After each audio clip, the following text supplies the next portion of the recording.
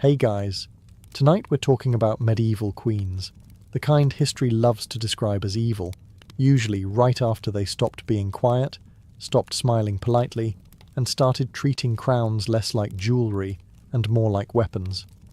So before you get comfortable, take a moment, like the video and subscribe, but only if you genuinely enjoy what I do here. And let me know in the comments where you're tuning in from and what time it is for you. It's always fascinating to see who's joining us from around the world. Isabella of France did not look like the sort of person who would overthrow a king, which, historically speaking, is exactly the kind of person who ends up overthrowing a king. She arrived in England as a teenage French princess, elegant, politically valuable, and very much under the impression that her marriage to Edward II would involve ruling, respect, and possibly being acknowledged in public. Instead, she discovered that her husband preferred the company of favourites, ignored his nobles, neglected his queen, and somehow managed to offend the entire political class while acting surprised by the consequences. Edward wasn't cruel in a dramatic way. He was worse. He was embarrassing. Isabella was sidelined, publicly humiliated, and repeatedly reminded that she was decorative, not decisive.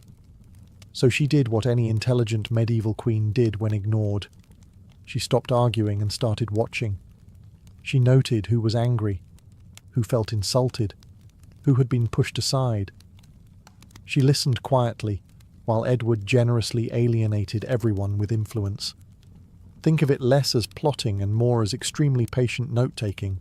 While Edward burned bridges like it was a personal hobby, Isabella collected allies the way nobles collect grudges. No speeches, no tantrums, just letters, favours, and the gentle implication that things could be different. Chroniclers later called her cold, which is medieval shorthand for she didn't panic.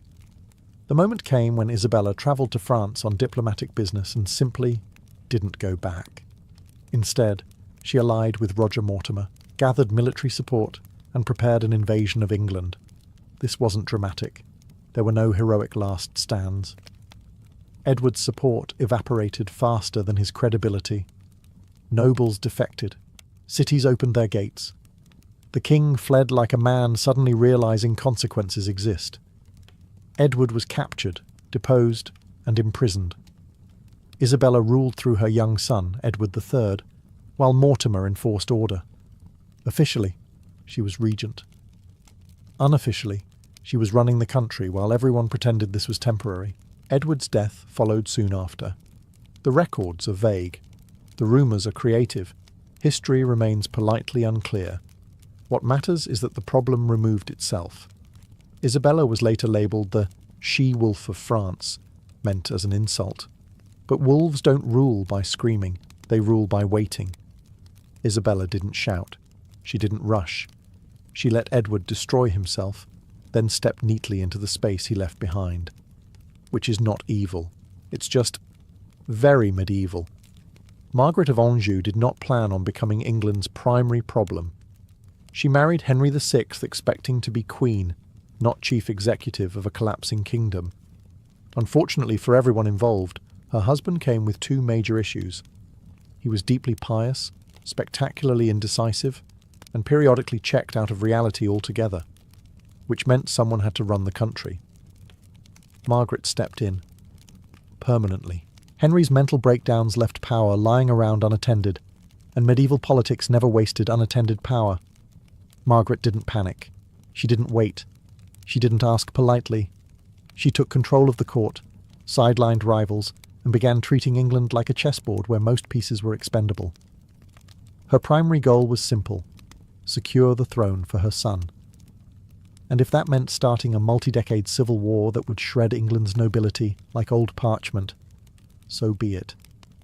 The Wars of the Roses weren't a tragic accident. They were the natural outcome of Margaret refusing to let anyone push her aside. Unlike Isabella of France, Margaret didn't rule quietly. She ruled loudly, decisively, and with a sword always nearby. She raised armies, ordered executions, and removed enemies with a speed that alarmed even hardened nobles. Anyone who questioned her authority quickly learned that mercy was not part of her leadership style. Loyalty was optional, obedience was not. She earned a reputation for cruelty, mostly because she didn't bother hiding the consequences of defiance. While male rulers executed rivals and called it justice, Margaret did the same and was labelled monstrous. Chroniclers described her as ruthless, unnatural, and dangerously ambitious, which in medieval language meant a woman doing things without apologising. Her enemies painted her as bloodthirsty. Her supporters saw her as the only adult in the room. Either way, she terrified the English nobility, which was impressive considering they spent their free time inventing new ways to betray each other. Margaret's downfall came not from incompetence, but from exhaustion. Decades of war hollowed out the kingdom. Allies turned, fortunes shifted. Eventually, her cause collapsed. Her son was killed, and she was exiled, alive, but defeated. History often frames her as a villain who plunged England into chaos. But chaos was already there. Margaret simply grabbed it by the throat and tried to aim it. She wasn't subtle. She wasn't gentle. She didn't wait for permission.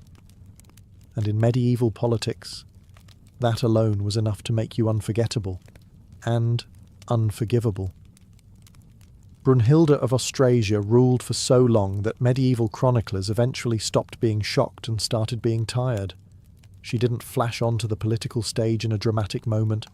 She stayed there, for decades, long enough that entire generations of nobles grew up knowing one simple truth. If Brunhilde didn't like you, your career, and possibly your head, had an expiration date. She began as a Visigothic princess married into the Frankish royal family, which immediately placed her inside one of Europe's most violent soap operas. Frankish politics were not subtle. Kings were assassinated, brothers murdered brothers, and nephews disappeared with impressive regularity. Brunhilde looked at this environment and thought, "Fine, I can work with this." When her husband was murdered, Brunhilde didn't retreat into mourning. She leaned forward. Hard. She ruled as regent, manipulated courts, removed rivals through legal executions, and treated the law like a weapon with excellent paperwork. Everything was technically official, which somehow made it worse. Her greatest talent was persistence. Brunhilde outlived rivals, crushed rebellions, and returned to power again and again after being exiled, imprisoned, or sidelined. Each time she came back, she was angrier, more efficient, and noticeably less interested in forgiveness. If medieval politics rewarded grudges, Brunhilde would have been unstoppable. And then there was Fredegund, her rival, enemy, and personal nightmare. Their feud wasn't political. It was generational, violent, and fueled by mutual hatred. Assassinations, poisonings, and purges followed in a cycle so relentless that even medieval chroniclers paused to say, "All right, this is getting excessive." Brunhilde ruled with authority that terrified the nobility. She enforced laws, punished corruption, and refused to be decorative. And like many powerful women of the era, her competence became the crime. Chroniclers accused her of cruelty, ambition, and moral corruption. Accusations conveniently levelled after she executed the men writing them. Her downfall came late in life. Very late. Captured by her enemies, she was put on trial in a spectacle designed not to judge, but to erase. The punishment was deliberately brutal, tied to a horse and dragged to death. Medieval justice had a flair for drama. History remembered her as monstrous. But monsters don't rule for decades. Brunhilde didn't survive because she was cruel. She survived because she understood one rule perfectly. In medieval politics, mercy is optional. Memory is fatal. If Brunhilde ruled through endurance, Fredegund ruled through fear. She did not climb the social ladder politely. She grabbed it, shook it violently, and removed anyone standing above her.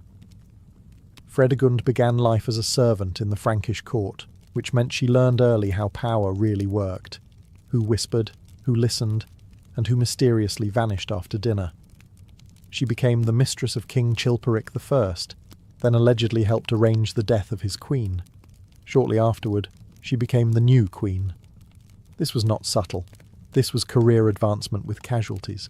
Fredegund understood one essential truth of medieval politics. People obeyed faster when they were scared. While Brunhilde favoured laws, trials, and long-term revenge, Fredegund preferred immediate solutions. If someone opposed her, they didn't receive a warning. They received a problem. Sometimes poisoned, sometimes stabbed, occasionally removed in ways so creative that chroniclers stopped pretending to be shocked. Assassination was not a last resort for Fredegund. It was a scheduling tool. Her rivalry with Brunhilde turned Frankish politics into a generational blood feud. Each side blamed the other for murders, rebellions, and collapsing alliances. And the worst part? They were both correct.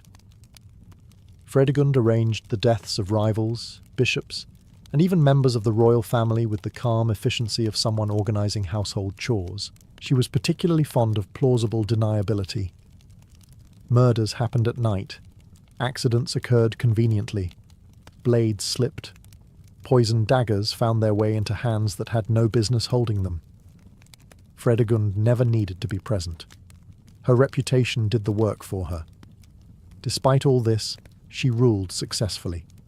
She defended her son's claim to the throne, crushed rebellions, and maintained power in a court where survival itself was an achievement. Nobles obeyed her not out of loyalty, but out of the very reasonable desire to remain alive. Chroniclers hated her. They described her as cruel, unnatural, and morally corrupt, which in medieval writing usually meant she frightened men who preferred women to be quiet. They emphasized her background as a servant, as if ambition itself were a crime. Fredegund died peacefully in bed, which, considering her resume, feels deeply unfair. She didn't rule by patience. She didn't rule by law. She ruled by making the cost of opposition unbearably high. And in a world where survival depended on decisiveness, Fredegund didn't hesitate. Ever. Eleanor of Aquitaine was not officially labelled evil. She was labelled terrifyingly competent, which in medieval politics was basically the same thing, but with better handwriting. Eleanor inherited Aquitaine, one of the richest territories in Europe, which immediately made her the most valuable woman on the continent. She married the King of France, went on crusade, decided she didn't like him, annulled the marriage, and promptly married the future King of England. This was not romance. This was geopolitical speed-running. As Queen of England, Eleanor discovered that her husband, Henry II, was ambitious, controlling, and deeply allergic to sharing power. So she did what any reasonable medieval queen would do. She encouraged their sons to rebel against him. Family bonding, but make it civil war. The result was the Great Revolt, a spectacular family argument that involved armies, betrayals, and Henry chasing his own children across Europe. Eleanor was captured and imprisoned for 16 years, which sounds harsh until you remember that most medieval prisons did not come with estates, servants, and correspondence privileges. She was grounded, but in a royal way. Even in captivity, Eleanor remained influential. She wrote letters, arranged marriages, managed estates, and waited. When Henry died, she emerged from prison like someone who had simply been on a very long vacation with poor reviews. She ruled as regent for her son Richard the Lionheart, handled diplomacy, and negotiated ransoms when Richard was captured. Basically, she cleaned up after her sons while pretending not to judge them. Eleanor's true scheme wasn't assassination or coups. It was dynastic engineering. She married her children into nearly every major European royal house, ensuring that future centuries of politics would be haunted by her descendants. If medieval Europe was a family drama, Eleanor was the producer. Chroniclers often accused her of ambition, pride, and meddling. They did not accuse her of incompetence. Even her enemies admitted she was brilliant, which is the medieval equivalent of admitting defeat in slow motion. She outlived most of her rivals, most of her children, and several kings. By the end of her life, she had shaped 2 kingdoms, launched rebellions, survived imprisonment, and turned marriage into a weapon of mass political influence. Eleanor didn't poison anyone. She didn't order public executions. She simply rearranged Europe so thoroughly that everyone else spent centuries dealing with the consequences. which is arguably the most elegant scheme on this list. Blanche of Castile didn't need poison, daggers, or midnight assassins. She ruled France with something far more frightening: paperwork, conviction, and the absolute confidence that she was correct. When her husband, Louis VIII, died, Blanche became regent for their young son, Louis IX. This immediately upset the French nobility, who believed that a woman running the kingdom was a temporary inconvenience at best and an insult at worst. Blanche responded by doing the one thing they didn't expect. She governed exceptionally well. Rebellions broke out almost immediately, because medieval nobles treated regencies like free trial periods for chaos. Blanche crushed them, calmly, methodically, with an energy that suggested she had already planned for this, and was mildly annoyed she had to waste her afternoon on it. She negotiated alliances, raised armies, secured borders, and made it very clear that France would not be torn apart just because some men felt nostalgic for civil war. When nobles tried to undermine her authority, she reminded them, politely, firmly, that the crown was not a suggestion. It was a command. Blanche also understood optics. She wrapped her authority in religion, presenting herself as God's chosen guardian of the realm and of her son. Opposing her wasn't just treason, it was borderline heresy. Medieval nobles loved arguing, but arguing with God's representative required more courage than most of them possessed. Her critics accused her of cruelty, arrogance, and manipulation. Blanche called it governance. When rebels were defeated, she confiscated lands, punished leaders, and removed threats permanently. No grand speeches, no apologies. Just consequences. She was fiercely protective of her son's authority, to the point that even after Louis reached adulthood, she continued to influence policy. Some chroniclers whispered that she controlled him too tightly. Blanche would likely have replied that France still existed, and that was the point. Unlike many queens in this list, Blanche died respected, which is rare for women who actually exercised power. But even that respect came with discomfort. Chroniclers couldn't decide whether to praise her or warn future generations about her. She didn't rule through fear alone. She ruled through certainty.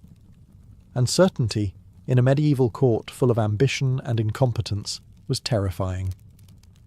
Blanche of Castile didn't scheme in shadows. She stood in the open and dared anyone to challenge her. Very few did. Juana of Castile is remembered by one nickname, and one nickname only, La Loca, Juana the Mad, which is extremely convenient when everyone around you is trying to take your throne. Juana was the legitimate Queen of Castile. Not queen in theory. Not queen someday. She was the rightful ruler, crowned and recognized. The problem was that she stood in the way of three very ambitious men: her father, her husband, and later, her son. Medieval Europe had a solution for women who were inconveniently legitimate: declare them unstable and lock them away. Juana married Philip the Handsome, a man who lived up to his name and very little else. He openly cheated, ignored her authority, and attempted to rule Castile in her name while quietly removing her from actual decision-making. When Juana reacted emotionally, angry, jealous, upset, this was recorded not as a reasonable response but as evidence. Medieval diagnosis was simple. If a woman protested loudly, something must be wrong with her mind. Then Philip died suddenly. Very suddenly. Possibly of illness. Possibly of poison. Medieval sources are delightfully vague when powerful men die at inconvenient moments. Juana was devastated. Publicly grieving your husband, however, was also suspicious. Especially when that husband's death made you queen without interference. Juana's father, Ferdinand, stepped in to help. He declared his daughter unfit to rule and confined her. After his death, her son Charles did the same thing. By this point, the pattern was impossible to ignore. Juana remained queen in name only for decades, while men ruled around her, through her, and because of her removal. Was Juana mentally ill? Possibly. Was she politically inconvenient? Absolutely. And medieval courts had far more experience dealing with inconvenience than compassion. She spent much of her life imprisoned, isolated, and erased from power, while official documents continued to bear her name.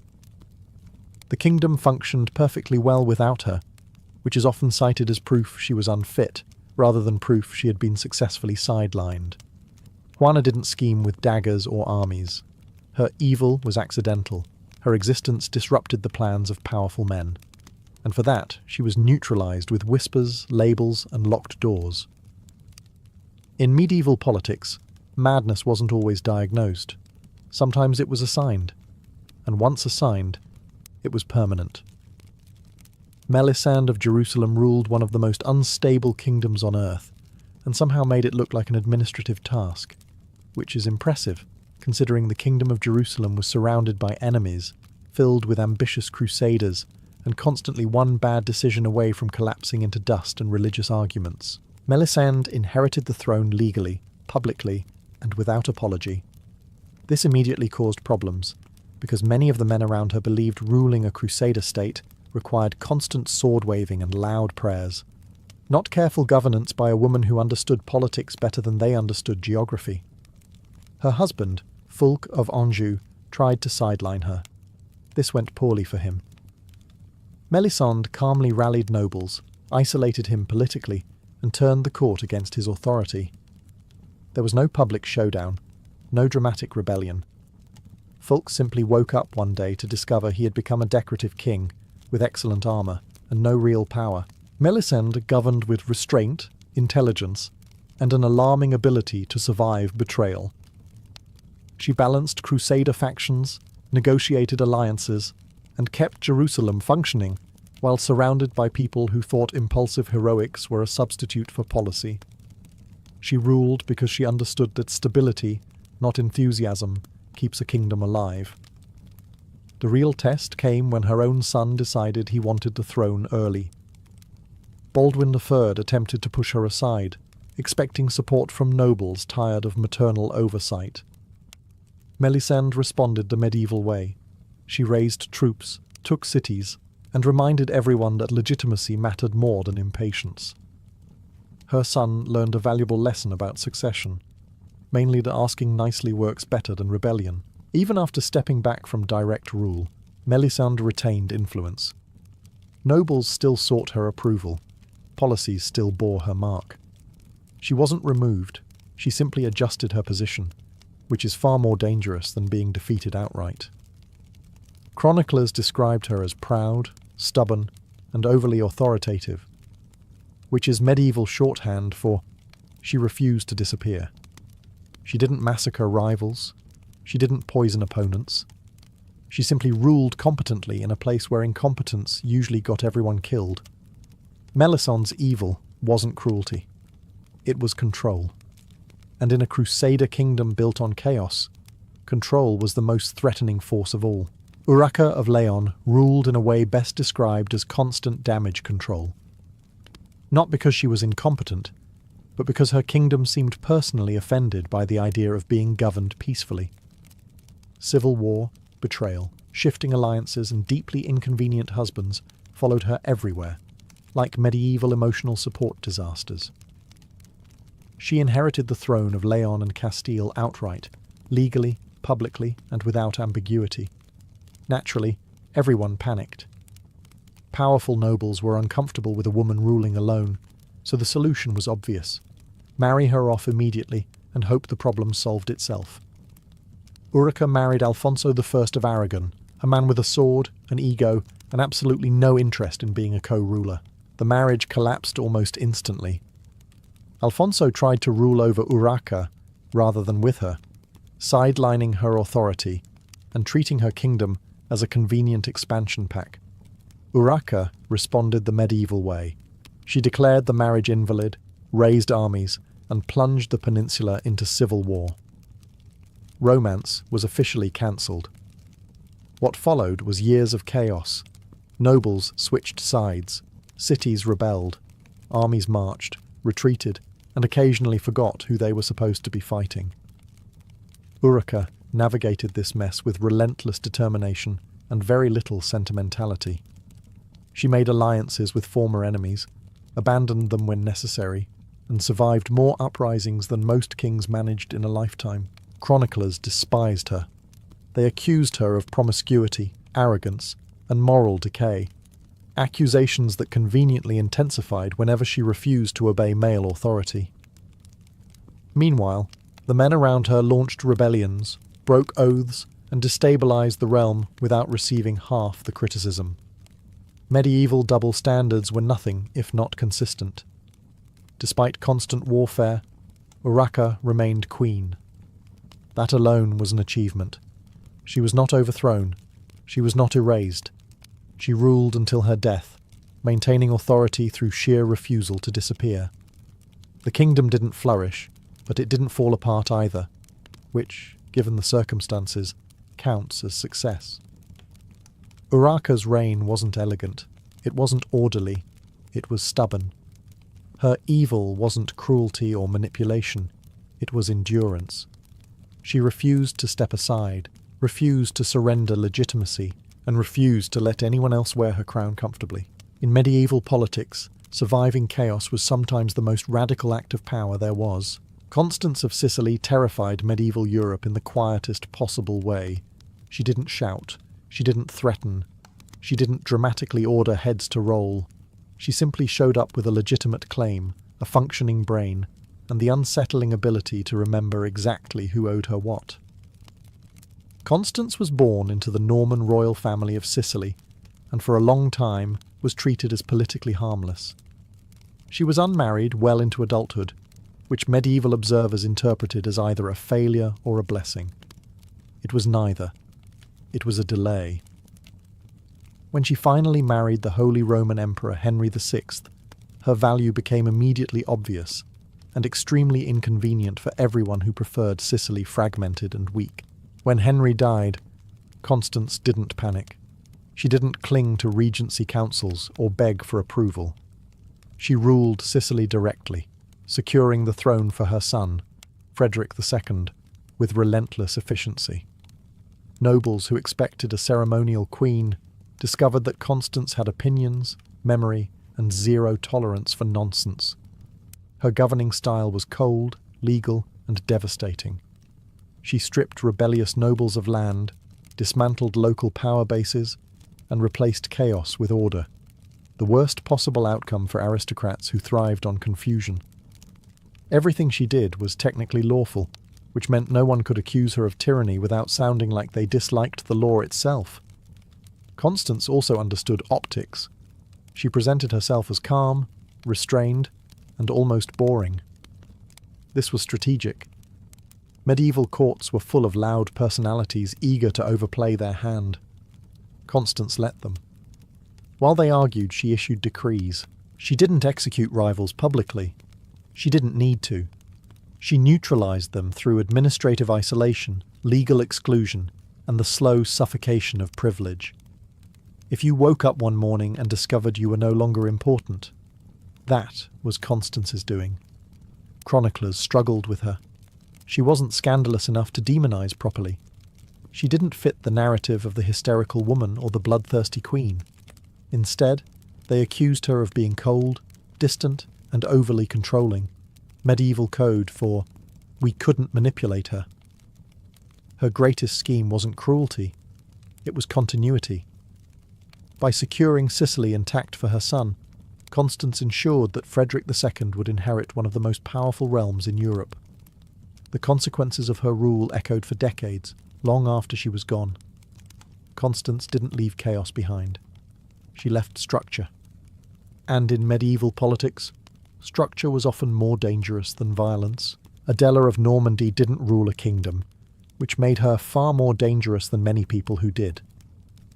She ruled something medieval nobles took very seriously: land, money, and the future careers of their children. And she did it quietly, efficiently, and without ever needing a crown. Adela was the daughter of William the Conqueror, which meant ambition came standard. She married Stephen of Blois, a man who went off on crusade with enthusiasm and never quite managed to come back in one piece. When he died abroad, Adela did not faint, panic, or retreat into widowhood. She stepped directly into power, and ran Blois herself. And she ran it well. While many male rulers treated governance like a hobby they picked up between wars, Adela treated it like a full-time occupation. She administered justice, managed finances, negotiated with church authorities, and made sure her lands remained stable, while neighbouring regions enjoyed their usual medieval chaos. Nobles who expected a decorative widow discovered that Adela remembered names, slights, and unpaid obligations with alarming accuracy. Her greatest long-term scheme was dynastic. Adela carefully positioned her sons for power, pushing one toward the church and another toward kingship. She didn't just raise children, she engineered futures. One of her sons eventually became King Stephen of England, which meant Adela successfully upgraded her family's status without ever setting foot on a battlefield. She also maintained close correspondence with church leaders, including bishops and abbots, shaping religious politics in her favour. This wasn't piety. This was strategy. The church remembered favours, and Adela was very good at making herself unforgettable. Chroniclers described her as strong-willed, sharp-tongued, and excessively involved in governance, which is medieval shorthand for she did not stay quiet. They did not accuse her of cruelty, because cruelty required spectacle. Adela preferred leverage.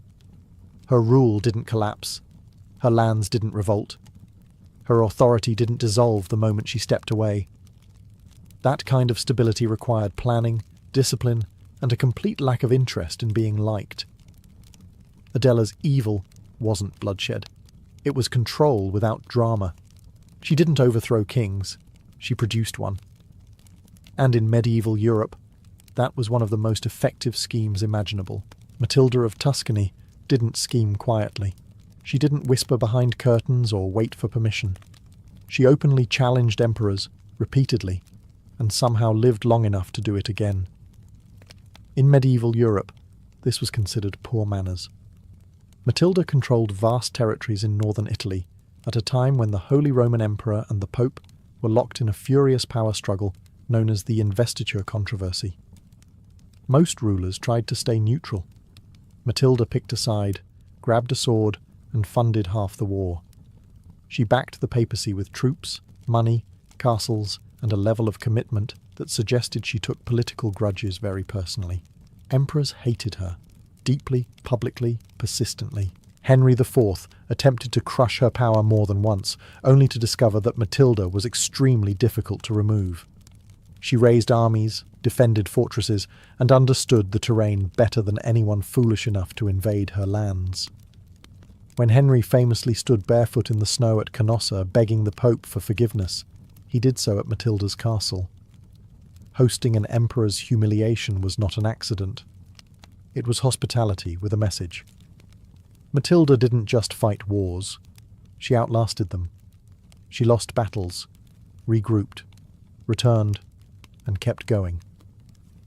Each time imperial forces thought they had finally broken her power, she reappeared with another army and another legal claim.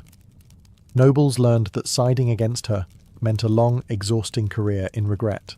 Chroniclers struggled with Matilda. She didn't fit the usual categories. She was devout but violent, noble but relentless, female but commanding armies without apology. So they described her as overly masculine, excessively stubborn, and dangerously influential. Medieval code for she kept winning. Her greatest scheme came at the end of her life. Matilda bequeathed her vast lands to the papacy, ensuring that emperors would continue fighting over her territory long after she was gone. Even in death, she refused to make things easy. Matilda's evil wasn't cruelty, it was defiance. She didn't bend, she didn't retreat, she didn't accept the limits placed on her authority. And in a medieval world built on obedience, that made her one of the most disruptive figures of her age. Sword, castle, and all. Anne of Kiev arrived in France carrying something far more dangerous than ambition or armies: literacy. In a medieval court where many nobles treated reading as an optional hobby, Anne could read, write, and sign documents, which immediately made her suspicious. She came from Kievan Rus, married to King Henry I of France, and stepped into a court that was deeply unprepared for a queen who understood paperwork. While Henry ruled, Anne quietly co-signed royal charters, advised on governance, and left her unmistakable mark on official documents. Her signature survives. Many of the men around her could barely manage an X. This alone made her threatening. After Henry's death, Anne served as regent for her young son, Philip I, and this is where chroniclers start to get uncomfortable. Anne didn't fade into the background. She didn't hand over power and retire gracefully. She stayed involved, actively involved, shaping policy, managing alliances, and continuing to sign documents like someone who knew exactly what they were worth. Naturally, this annoyed people. Anne later remarried, choosing a powerful noble without royal approval. This was framed as scandalous, inappropriate, and borderline treasonous. But the real issue wasn't romance, it was independence. By remarrying on her own terms, Anne demonstrated that she did not require permission to make life-altering decisions. Medieval courts did not enjoy that energy. Chroniclers responded by slowly erasing her.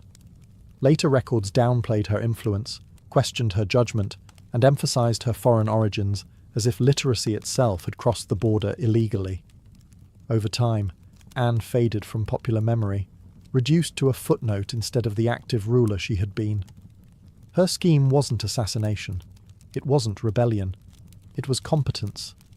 Anne ruled by knowing things, by understanding documents, by remembering details others ignored.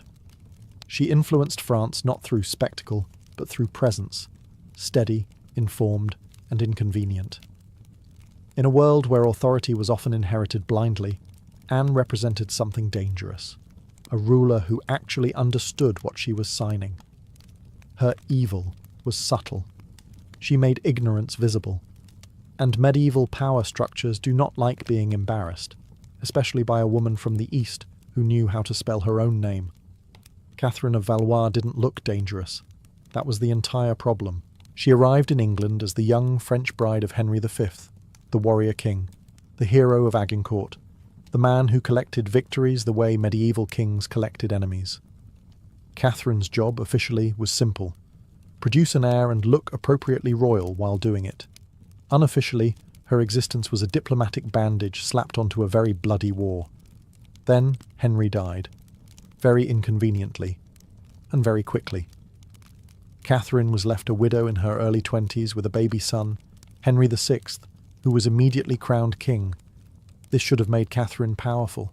Instead, it made her dangerous to everyone else.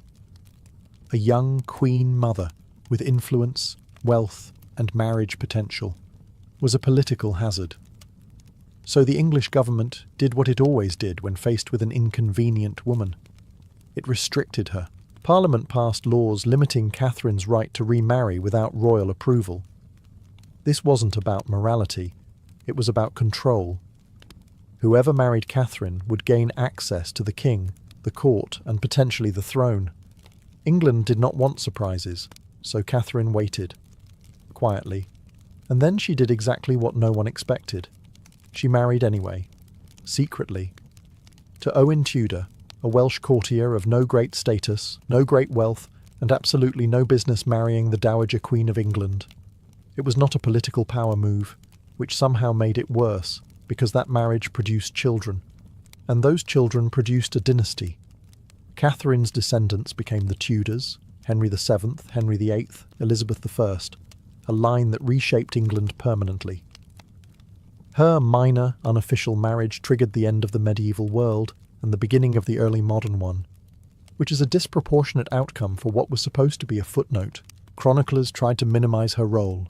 They described her as naive, romantic, or careless. This was comforting. It suggested history was accidental. It wasn't. Catherine didn't overthrow kings. She didn't order executions. She didn't command armies. She simply married without permission and let time do the rest. And in medieval politics, nothing was more dangerous than a quiet decision whose consequences no one noticed until it was far too late.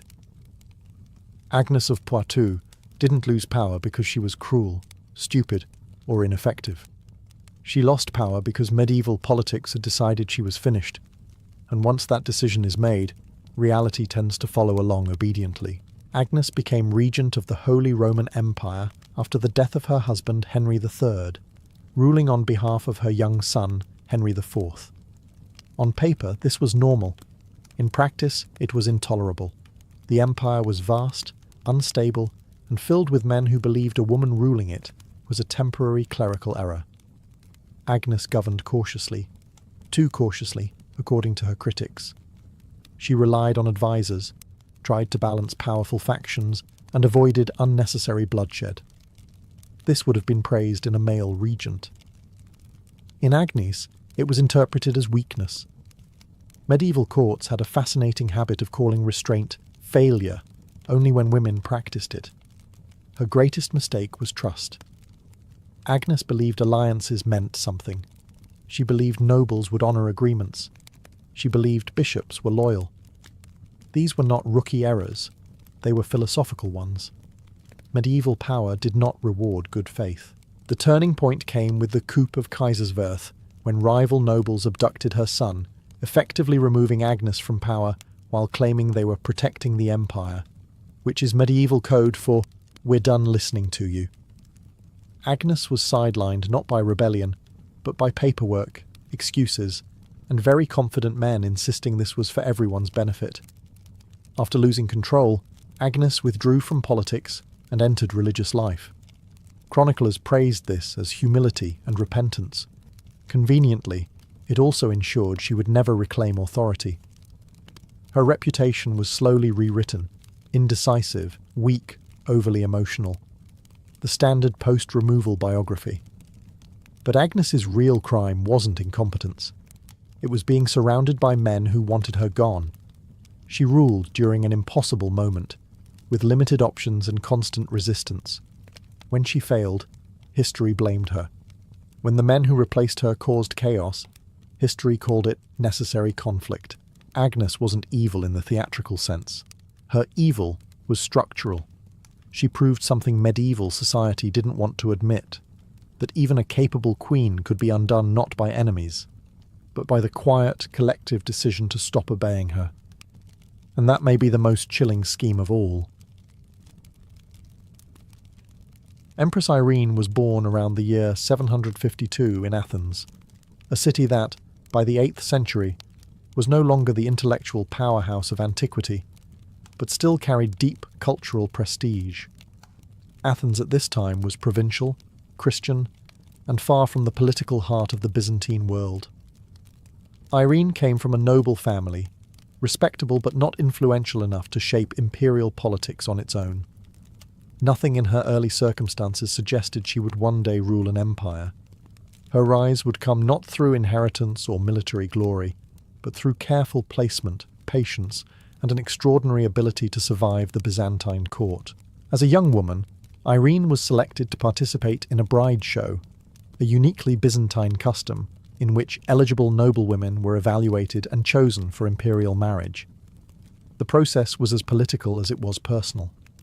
Beauty mattered, but so did family background, loyalty, and the absence of dangerous connections. Irene's lack of powerful relatives likely worked in her favour. She posed no threat to the ruling dynasty, and could be moulded to fit its needs. She was chosen to marry Leo, the son of Emperor Constantine V, and was brought to Constantinople around the age of 17. Her arrival in the capital marked a dramatic transformation. Constantinople was immense, ceremonial, and unforgiving. The palace functioned as both a home and a battlefield, governed by ritual, suspicion, and constant surveillance. Irene entered a world where words were weighed carefully, alliances shifted overnight, and mistakes could lead to exile, mutilation, or death. As a foreigner from Greece, she would have been watched closely, judged by courtiers eager to test her intelligence and loyalty. In the year 769, Irene married Leo, who would later become Emperor Leo IV. Publicly, she appeared as the ideal imperial wife, pious, reserved, and dutiful. Privately, she began learning the mechanics of power. She observed how decisions were made, how influence flowed through servants, clergy, generals, and family members. Irene also entered an empire divided by deep religious conflict. Leo's family strongly supported iconoclasm, the rejection and destruction of religious images, while Irene quietly leaned toward the iconophile position, favouring their restoration. From the moment she entered the palace, Irene was not merely adapting to imperial life. She was studying it. The court did not shape her character as much as it revealed it. Beneath the surface of a compliant empress consort, Irene was already preparing for a far greater role, one that would eventually place her above husbands, sons, and tradition itself. When Leo IV ascended the throne in the year 775, Irene became empress consort of the Byzantine Empire. The transition from imperial bride to emperor's wife came with new visibility and new danger. Leo ruled an empire still shaped by his father's hardline policies, especially the enforcement of iconoclasm. Religious images were banned, monasteries were restricted, and opposition clergy were punished. Publicly, Irene conformed. Privately, she observed and waited. Her most important role during these early years was motherhood. In the year 771, Irene gave birth to a son, Constantine. This single event transformed her position at court. As the mother of the heir, Irene's status was no longer ceremonial. She now had a direct stake in the future of the dynasty. Every decision affecting the empire was also a decision affecting her child's inheritance. Protecting Constantine became inseparable from protecting herself. Leo IV was not a strong or confident ruler. Chronic illness plagued him, and his reign was marked more by maintenance than ambition. He attempted to soften his father's iconoclastic legacy without fully abandoning it, a balancing act that pleased no one. Iconoclast hardliners distrusted him, while icon supporters remained oppressed. Irene watched these tensions closely. She cultivated a reputation for piety, generosity to churches, and quiet devotion, all while avoiding open confrontation. Behind the scenes, the imperial household became increasingly divided. Leo's family, especially his half-brothers, resented Irene's influence and feared her growing authority as Constantine's mother. Accusations circulated that Irene secretly supported the veneration of icons. Leo himself reportedly discovered religious images hidden among her belongings. The incident did not lead to her downfall, but it confirmed what many already suspected. Irene's beliefs did not align with official policy. Despite this, Irene survived. She understood restraint. Rather than challenging her husband directly, she focused on building networks of loyalty among palace officials, eunuchs, and sympathetic clergy. These relationships would later prove decisive. Her power was not loud or obvious. It was domestic, relational, and carefully concealed. In the year 780, Leo IV died suddenly, leaving behind a 10-year-old heir. In a single moment, the balance of power shifted completely. Constantine was emperor in name, but far too young to rule. Irene stepped forward as regent, assuming authority not as a placeholder, but as a governing force. Her years of observation were over. The period of action had begun. With the death of Leo IV in the year 780, the Byzantine Empire found itself ruled by a child. Constantine VI was only 10 years old, legally emperor but incapable of exercising real authority. Into this vacuum stepped his mother, Empress Irene, who assumed the role of regent with remarkable speed and confidence. Officially, she governed in her son's name. In reality, she ruled alone. The early months of Irene's regency were tense and dangerous. The Byzantine state had little tolerance for female authority, especially when paired with religious controversy. Many generals and officials believed that a woman could not properly command an empire constantly at war. Others feared that Irene would overturn decades of iconoclastic policy. Rebellions flared almost immediately. Several members of the imperial family attempted to claim power, arguing that male rule was both traditional and necessary. Irene responded decisively. Conspirators were arrested, tonsured, or exiled, removing rivals without creating martyrs. Her most pressing challenge was control of the military. the army was deeply loyal to iconoclasm and suspicious of Irene's known religious sympathies. Rather than confronting them directly, she relied on careful appointments and strategic distance. Key commands were reshuffled, loyal officers promoted, and outspoken opponents quietly sidelined. Irene understood that survival depended on neutralizing threats before they could unite. At the same time, she began preparing for the most ambitious religious reversal in Byzantine history. For decades, the empire had been divided over the use of religious images. Irene believed iconoclasm had fractured the church, weakened imperial legitimacy, and alienated powerful religious communities. Yet restoring icons too quickly could provoke open revolt.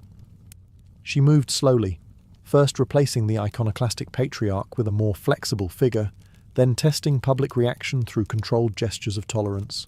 Throughout this period, Constantine remained largely in the background.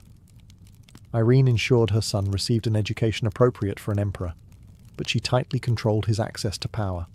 He attended ceremonies, signed documents, and appeared before the people. Yet decisions never reached him unfiltered. The regency was becoming less temporary with each passing year. By stabilizing the court, suppressing opposition, and carefully reshaping religious policy, Irene transformed herself from guardian to ruler. The empire was no longer merely waiting for a boy to grow into power. It was adjusting to the reality of a woman who had no intention of surrendering control quietly. As regent, Empress Irene now turned to the issue that had quietly shaped her entire political identity: the restoration of religious icons. Iconoclasm had dominated imperial policy for more than half a century, enforced by law and backed by military power. It had fractured families, emptied monasteries, and turned bishops into political prisoners. Irene believed it had also eroded the moral authority of the emperor. Restoring icons was not only a religious act, it was a calculated attempt to heal the empire and legitimize her rule. She began cautiously. Irene removed outspoken iconoclasts from key church positions and elevated clergy who favored compromise. The most important appointment was the selection of a new patriarch of Constantinople, Tarasius, a lay official loyal to Irene who was willing to guide the church back toward icon veneration without provoking immediate backlash. His appointment alone signaled a shift, even before any formal decree was issued. In the year 786, Irene attempted to convene an ecumenical council in Constantinople to officially reverse iconoclasm. The effort nearly collapsed into disaster. Soldiers loyal to iconoclastic doctrine stormed the council chamber, forcing its dissolution. For many rulers, this humiliation would have ended the project. Irene instead treated it as a lesson. The military could not be ignored or rushed. It had to be neutralized first. Over the next year, Irene carefully removed rebellious troops from the capital, dispersing them to distant provinces under new commanders. Only once the threat was contained did she reconvene the council, this time in the city of Nicaea in the year 787. The gathering, later known as the Second Council of Nicaea, formally restored the veneration of icons, declaring that images were worthy of honor, not worship. Iconoclasm was condemned as heresy. The decision reshaped the empire. Churches reopened, icons returned to public spaces, and exiled clergy were restored. For icon supporters, Irene became a savior of orthodoxy. For her enemies, she became proof that female rule led to religious chaos. Irene embraced the praise and ignored the resentment. She ordered the council's decisions enforced across the empire, making reversal increasingly difficult. This victory elevated Irene's prestige beyond Constantinople. She was now recognized by the wider Christian world as the ruler who healed a spiritual wound left open for generations. Yet restoring icons also deepened her dependence on personal authority. The empire was bound to her choices, and the future emperor, her son, was growing older. The question was no longer whether Irene could rule, but whether she would ever willingly step aside. By the late 700s, the regency of Empress Irene had stretched far beyond what tradition considered acceptable. Constantine VI was no longer a child. He was approaching adulthood, educated, publicly crowned, and increasingly aware that he ruled only in name. For years, Irene had justified her authority as temporary and necessary. Now, that justification was beginning to erode. Pressure mounted from every direction. Military leaders, already uneasy with female rule, urged Constantine to assert himself. Courtiers whispered that the empire needed a man at its head, especially with ongoing conflicts against Bulgars and Arabs. Even supporters of icon veneration began to worry that Irene's continued dominance risked destabilizing the dynasty she claimed to protect. Constantine himself grew resentful. He had been emperor since childhood, yet every order passed through his mother's hands. In the year 790, Constantine made his first attempt to break free. With support from army factions, he declared himself sole ruler and ordered his mother removed from power. Irene was briefly confined and stripped of authority. For a moment, it appeared that the long regency had ended. Constantine took command, eager to prove himself as a military leader and independent emperor. The results were disappointing. Constantine's campaigns were poorly managed and often unsuccessful. He suffered humiliating defeats, particularly against the Bulgars, which damaged his credibility with the army. His personal life also attracted criticism. His divorce and remarriage angered the church and alienated many of the same clergy who had once supported him against Irene. In a court that valued stability and tradition, Constantine appeared reckless and indecisive. Irene watched and waited. Even in exile, she maintained contacts within the palace. Her allies quietly returned to positions of influence, framing Constantine's failures as proof that the empire was safer under her guidance. Within a few years, sentiment shifted.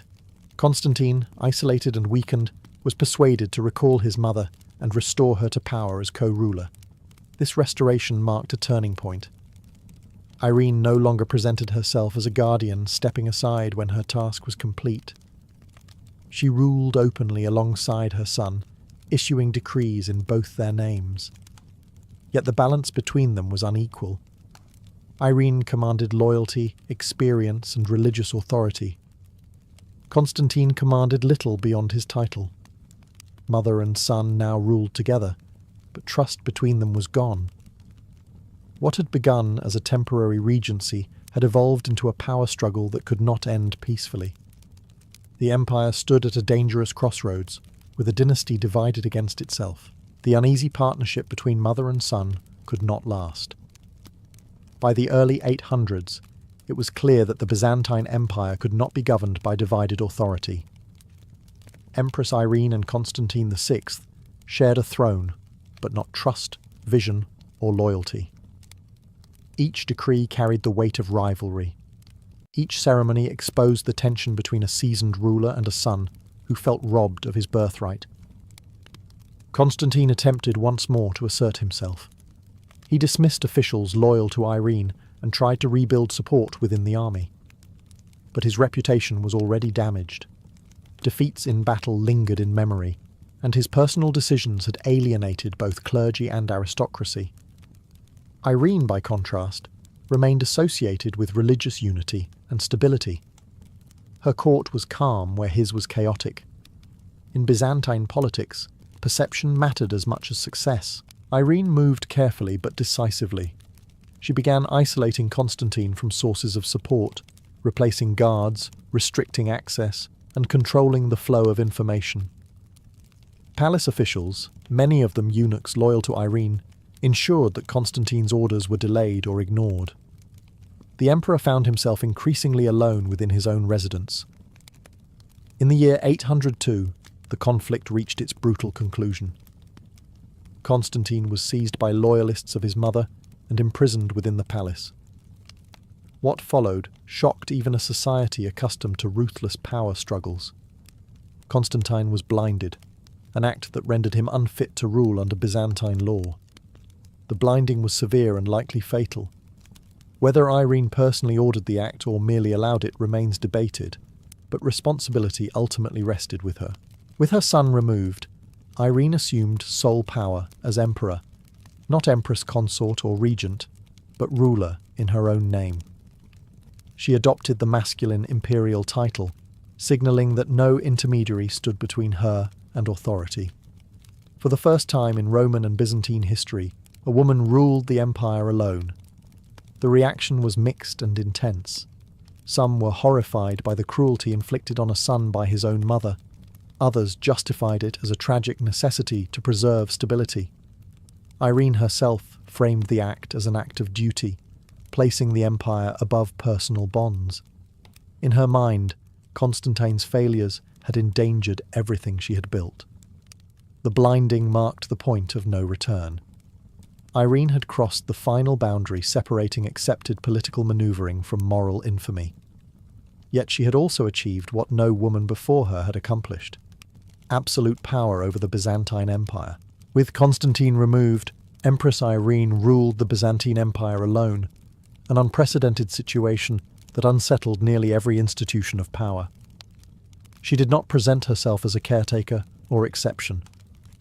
Irene adopted the full authority and titles of an emperor, appearing on coinage and official documents without reference to a male counterpart. In form and function, she was sovereign. Her reign as sole ruler was marked by caution rather than ambition. Irene understood that her position was fragile.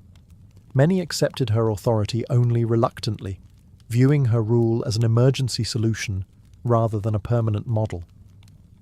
To counter this, she leaned heavily on legitimacy through religion. She emphasized her role as restorer of orthodoxy, patron of monasteries, and protector of the church.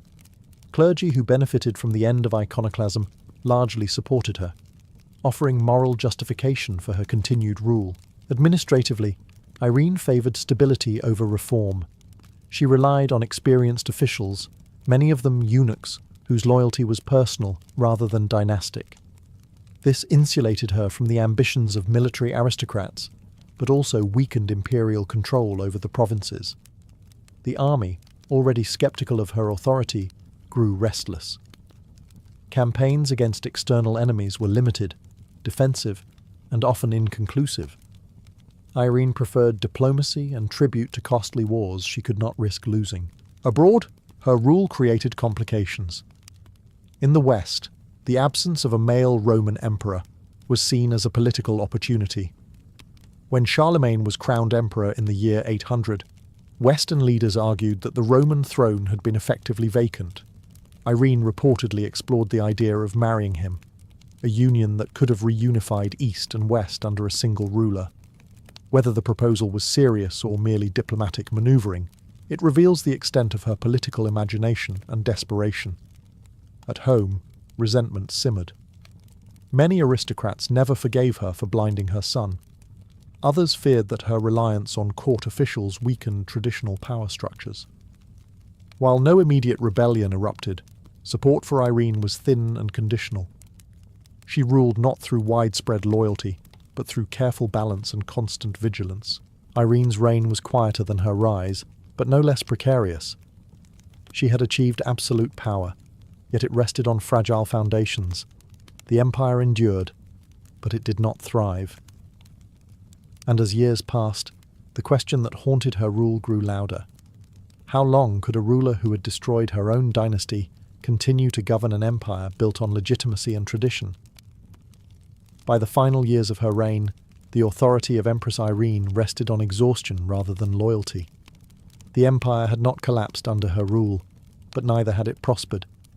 Military setbacks continued, provincial administration weakened, and resentment toward court favoritism grew sharper. Irene's reliance on eunuchs and bureaucrats insulated her from open rebellion, yet it also alienated generals and aristocrats who believed the empire was being quietly mismanaged. The decisive factor was money. Irene's preference for diplomacy over warfare required heavy payments to foreign powers, draining the treasury. Tax burdens increased, angering both urban populations and provincial landowners. In Constantinople, whispers spread that the empire was being governed for the palace rather than the people. Irene's piety no longer compensated for economic strain. In the year 802, a group of senior officials moved against her.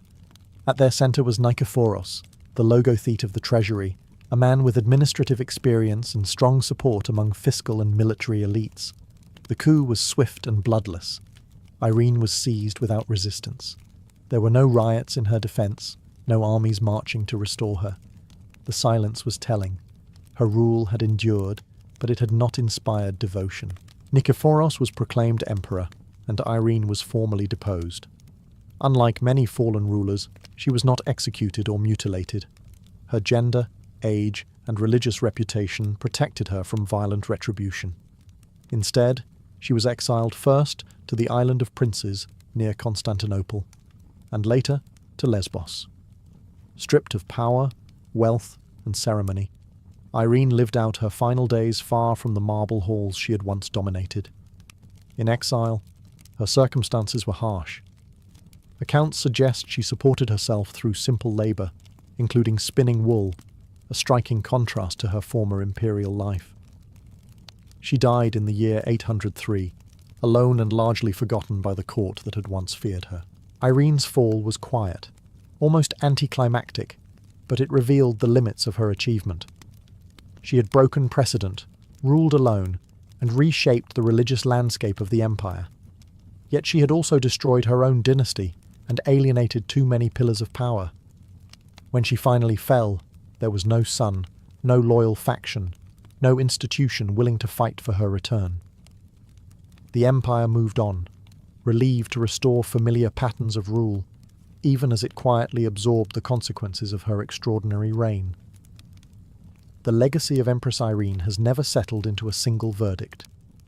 From the moment of her death, she became a figure claimed by opposing narratives, praised as a defender of the faith, and condemned as a monster of ambition.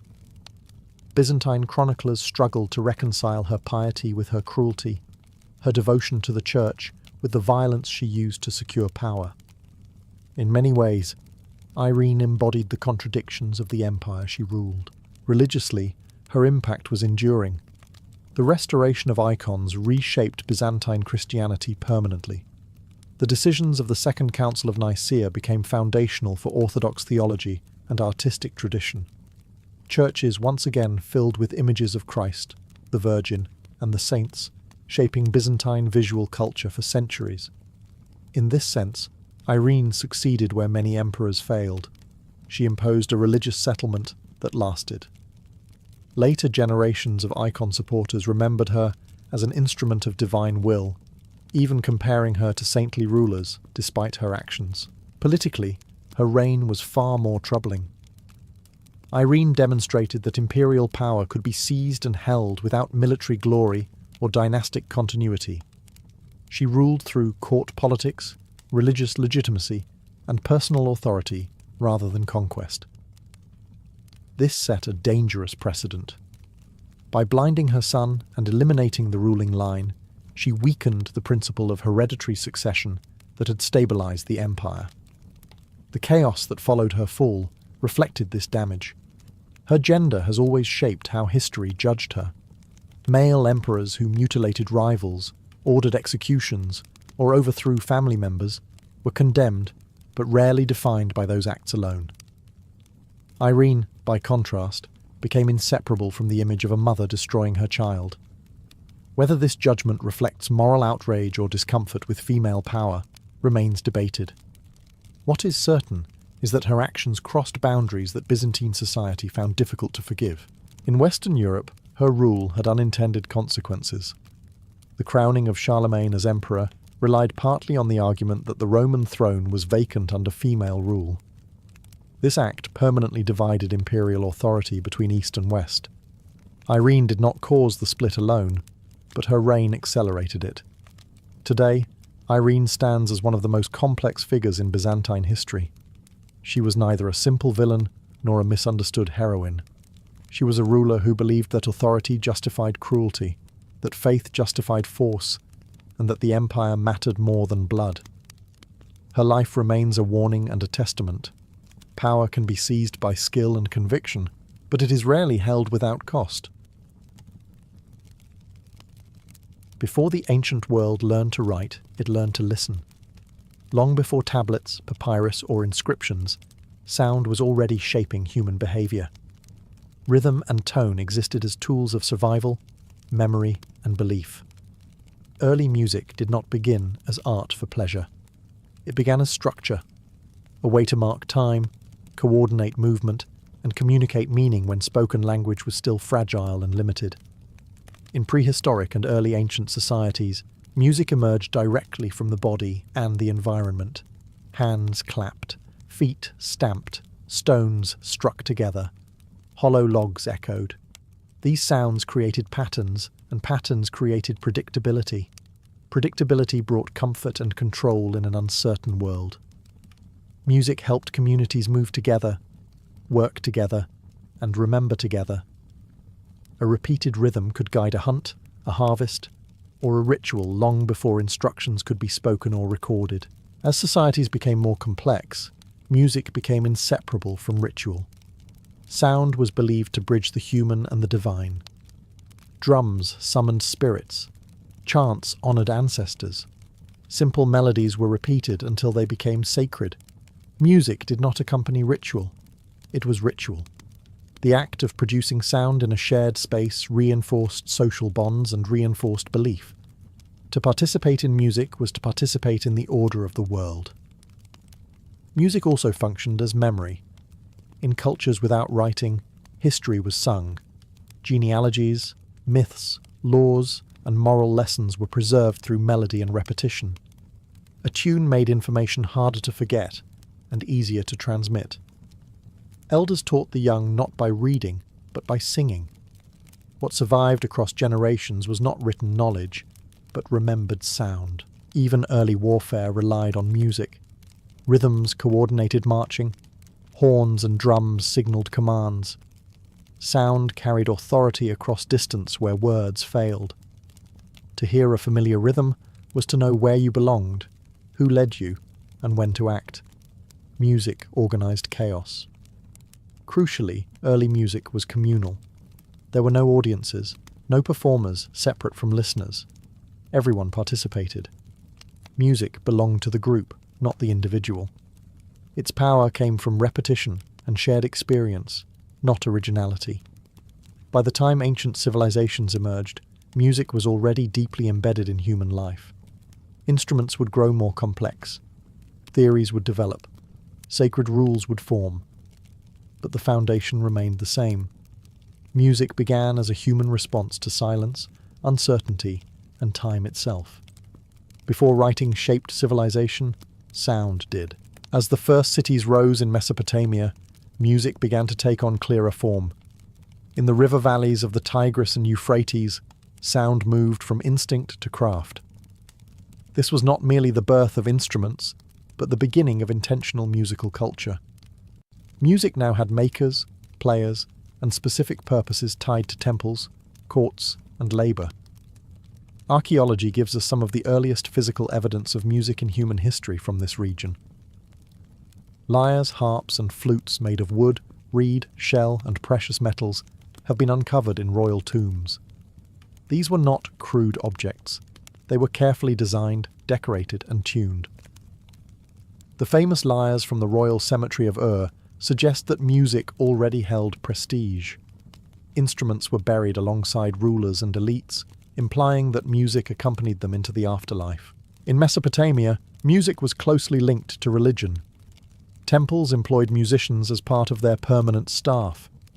Hymns were composed to honour gods, appease divine anger, and mark festivals. These songs followed strict forms, repeated over generations. Music was not improvisation. It was regulated, learned, and respected. Certain melodies were believed to possess power, capable of influencing the mood of the gods themselves. For the first time, we also see early attempts to record music. Clay tablets describe tuning systems, intervals, and even fragments of songs. While we cannot reconstruct these melodies with certainty, their existence shows that music was now something worth preserving in writing. Sound was no longer entirely ephemeral. It could be studied, categorized, and transmitted with intention. Music also entered the political sphere. Kings used musicians in ceremonies to reinforce authority and divine favor. Court music distinguished the elite from common people, creating a sonic hierarchy. Public celebrations echoed with drums and strings, reminding listeners of who ruled and who was ruled. Music became part of power. At the same time, music remained woven into daily life. Workers sang while building canals or harvesting crops. Lullabies soothed children. Songs accompanied weddings and funerals. Music marked every transition of life, from birth to death. In Mesopotamia, music crossed a critical threshold. It was no longer only communal sound. It became a profession, a ritual science, and a political tool. Civilization did not silence music. It refined it, shaped it, and gave it lasting form. In ancient Egypt, music was not simply heard. It was believed to shape the balance of the universe. Egyptian culture was built around the concept of Maat, the divine order that held the cosmos together. Music was one of the forces that sustained it. Sound, rhythm, and repetition were thought to calm chaos and please the gods, making music a sacred responsibility rather than a personal expression. Music permeated Egyptian religious life. Temples echoed daily with chants, hymns, and instrumental performances offered to the gods. Priests and priestesses were trained musicians, performing according to strict ritual rules. Certain instruments were reserved for sacred contexts, and certain melodies were believed to carry spiritual power. To play music incorrectly was not a harmless mistake. It risked disrupting divine harmony. One of the most important instruments was the sistrum, a rattle associated with the goddess Hathor. Its sound was believed to drive away evil forces and restore joy and fertility. Harps, flutes, and lyres were also common, often depicted in temple reliefs and tomb paintings. These images are not decorative fantasy. They are records of real musical practice, showing posture, hand position, and ensemble arrangement. Music followed Egyptians beyond the temple. In funerary rituals, it guided the dead into the afterlife. Tomb scenes frequently show musicians performing for banquets meant to be enjoyed eternally. Music ensured continuity. Just as the body was preserved through mummification, sound was preserved through ritual repetition. What was played in life would be played again in eternity. Unlike Mesopotamia, Egyptian music was rarely written down in technical detail. Knowledge passed through apprenticeship and tradition. This made music deeply conservative. Melodies changed slowly, guarded by religious authority. Innovation was less valued than correctness. Music's role was not to surprise, but to maintain stability. Music also reflected social hierarchy. Elite households employed professional musicians, while common people relied on communal singing and simple instruments. Yet even the poorest Egyptians encountered music regularly. Work songs, festival dances, and street performances filled daily life with sound. Music marked time, seasons, and labour just as reliably as the Nile's floods. In Egypt, music was inseparable from belief. It did not exist to entertain an audience. It existed to uphold the universe. To make music was to participate in cosmic maintenance, a duty shared between gods and humans. As ancient states grew larger and more militarized, music became a weapon of organization and intimidation. Across the ancient world, sound was used to control movement, signal authority, and project power far beyond the reach of the human voice. Music did not merely accompany war, it structured it. In early armies, rhythm was essential. Drums regulated marching pace, keeping soldiers moving as a single body rather than a chaotic mass. A unified rhythm reduced exhaustion and panic, especially during long advances. When hundreds or thousands of feet struck the ground in time with a drum, individual fear was absorbed into collective motion. Music created discipline where none might naturally exist. Horns and trumpets served as instruments of command. Their sharp, penetrating tones carried over battlefield noise, signaling advance, retreat, or regrouping. Different calls conveyed different orders, understood instantly by trained soldiers. In an era without radios or written commands, sound was the fastest and most reliable form of communication. A single blast could shift the fate of a battle. Music also functioned psychologically. The noise of war music was meant to intimidate enemies before combat even began. Loud drums, clashing cymbals, and piercing horns amplified the presence of an army, making it seem larger and more fearsome. To hear an approaching force was often more terrifying than to see it. Sound announced violence in advance. Rulers quickly recognized this power. Military music became part of state identity. Certain rhythms, instruments, and signals were associated with specific armies or kings. To hear them was to know who was coming. Music reinforced loyalty, binding soldiers to a shared sonic language that separated them from civilians and enemies alike. Beyond the battlefield, music reinforced authority through ceremony. Triumphs, parades, and public rituals relied on controlled sound to elevate rulers above the crowd. Drums and trumpets marked the presence of power, creating awe and distance. Silence followed authority, not the other way around. Yet music in war was not purely functional. It also helped soldiers endure. Songs shared around campfires preserved morale and identity. They reminded fighters of home, comradeship, and purpose. Music humanized war, even as it organized it. Across civilizations, the use of music in conflict reveals a harsh truth. Sound could unify, intimidate, and command in ways violence alone could not. Music was not separate from power. It was one of its most effective tools. In ancient China, music was never understood as mere sound or personal expression. It was a force tied directly to moral order, political stability, and the harmony of the universe. To the ancient Chinese mind, a society that produced correct music was a society in balance. When music decayed, so did the state. Some of the earliest musical evidence in China comes from bone flutes discovered at Jiahu, dating back thousands of years. Made from crane bones and carefully drilled with finger holes, these flutes show deliberate tuning and scale awareness.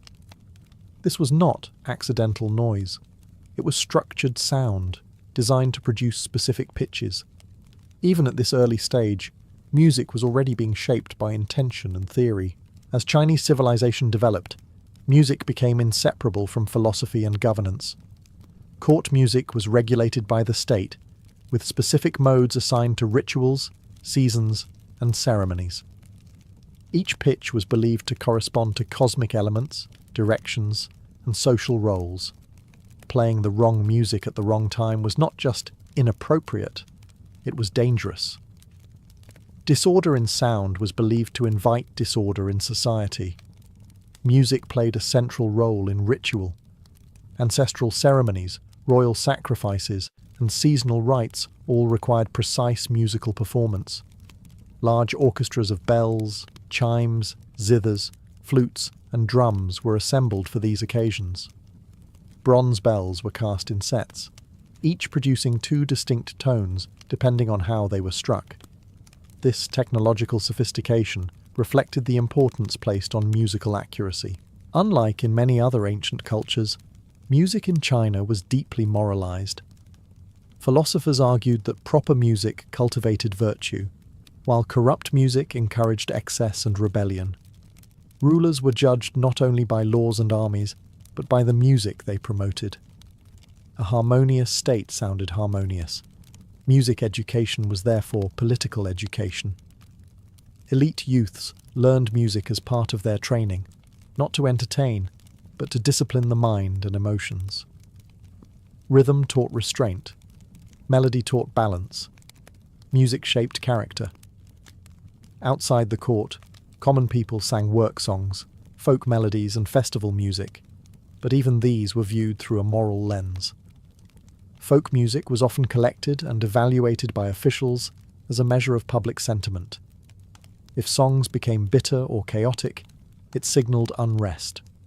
In ancient China, music was a mirror of society. It reflected order, hierarchy, and cosmic balance. To govern sound correctly was to govern people correctly. In ancient Greece, music crossed a critical boundary.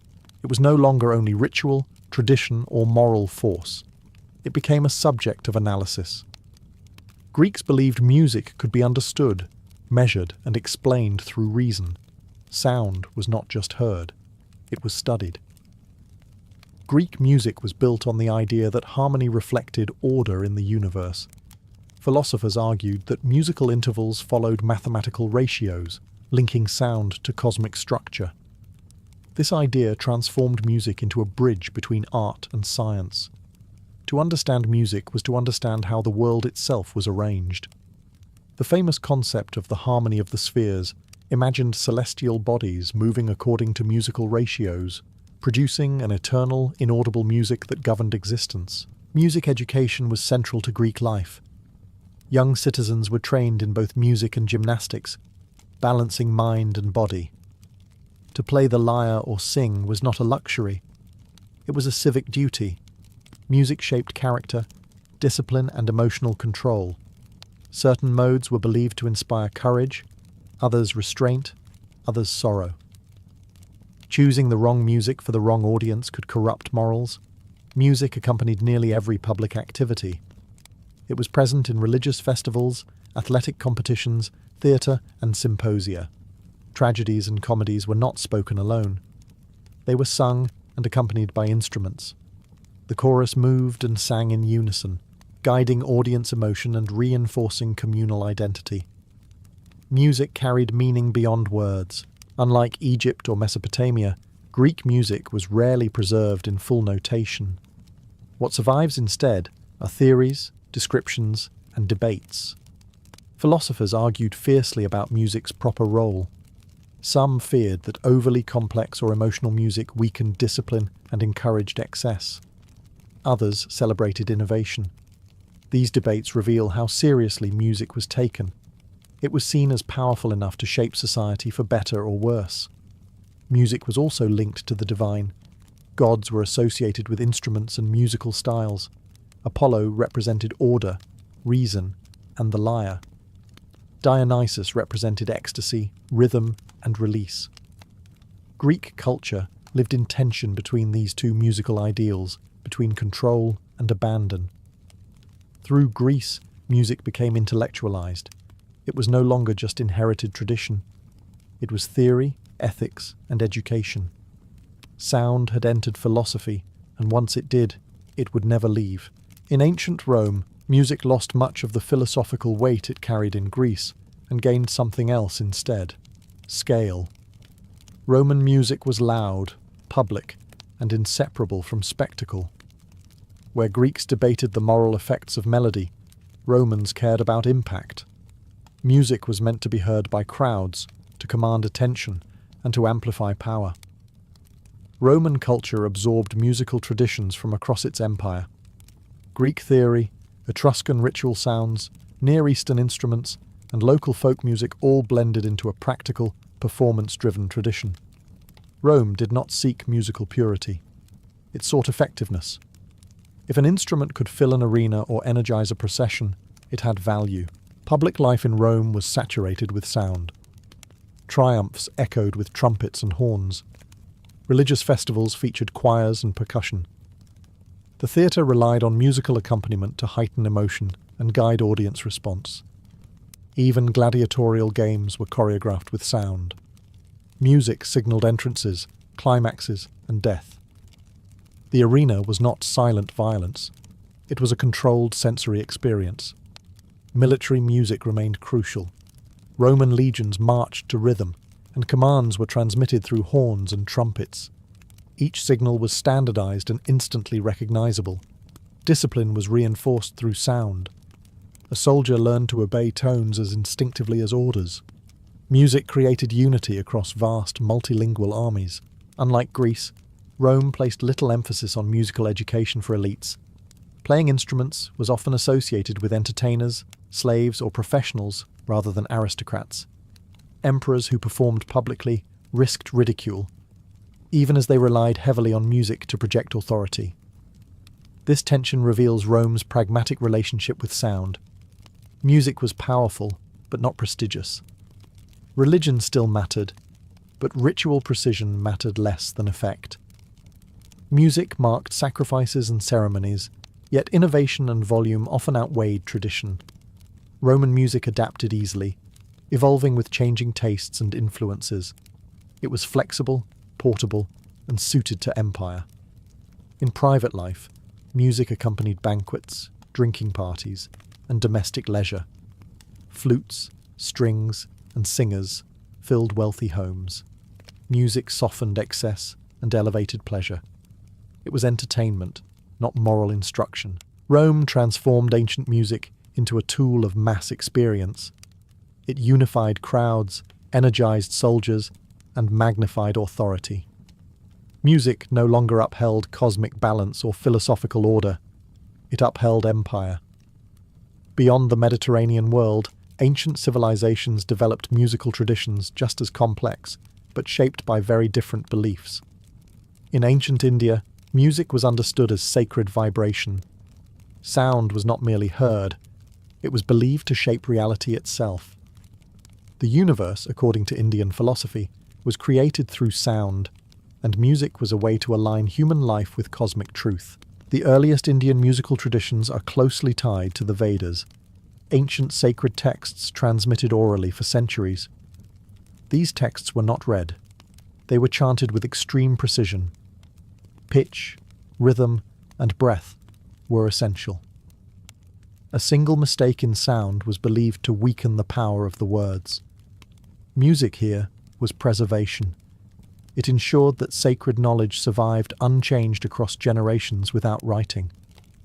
From this tradition emerged the concept of raga, not as a fixed melody, but as a structured emotional framework. Each raga was associated with a mood, a time of day, a season, or a spiritual state. Music was meant to transform the listener internally, guiding emotion and awareness. Playing the wrong raga at the wrong time disrupted harmony, not just aesthetically but spiritually. Music in ancient India was inseparable from ritual, meditation, and devotion. Instruments such as early stringed zithers, flutes, and drums accompanied chanting and storytelling. Music guided prayer, focused the mind, and disciplined emotion. Like in China, sound was moralized, but here it was also transcendent. Music was a path toward liberation. Far from Asia, ancient cultures in the Americas developed musical traditions rooted in community and cosmology. Drums, flutes, and whistles accompanied ceremonies tied to agriculture, weather, and ancestry. Music called rain, honored the dead, and reinforced collective identity. There was little separation between musician and participant. Sound belonged to the group. Across these civilizations, a shared belief emerges. Music was not decoration, it was force. It could preserve knowledge, regulate emotion, connect humans to gods, and align society with unseen powers. Though instruments and styles differed, the assumption remained the same. Sound mattered because it shaped reality. By the end of the ancient world, music had taken many forms, but its purpose remained profound. Whether guiding ritual, preserving sacred words, or transforming inner states, music was understood as something far greater than entertainment. It was a language older than writing, capable of reaching where words could not. By the end of antiquity, music had become one of humanity's most enduring inheritances. Ancient civilizations vanished, languages shifted, temples collapsed, and empires fractured, yet their music left traces that never fully disappeared. Not in exact melodies, which were rarely written down, but in ideas about what music is for and why it matters. The ancient world established music as more than sound. It defined it as memory, ritual, power, morality, and structure. Later, civilizations did not invent these concepts. They inherited them. Medieval chant, sacred hymnody, court music, and even modern theories of harmony all rest on ancient foundations. The belief that music can shape emotion, discipline society, or connect humans to something beyond themselves did not emerge later. It was already ancient. One of the most important legacies was the idea that music carries authority. In temples, courts, and armies, sound organized people before laws or texts could. This idea survived into religious institutions, where chant still regulates worship, and into states, where national anthems and ceremonial music reinforce identity. The ancient assumption remains intact. Music unifies faster than words. Another lasting inheritance was the link between music and morality. From China to Greece, thinkers believed that sound influenced character. Even today, debates about music's effect on behaviour echo these ancient concerns. The fear that music can corrupt or elevate did not begin in modern times. It is as old as civilization itself. Ancient cultures also left behind the idea that music belongs to time. Certain sounds for certain moments. Certain rhythms for work, war, worship, or mourning. This concept still governs how humans use music instinctively. Lullabies, funeral music, celebratory songs, and marching rhythms are ancient patterns, repeated endlessly with new instruments and styles. Perhaps the most striking legacy is that music survived without writing.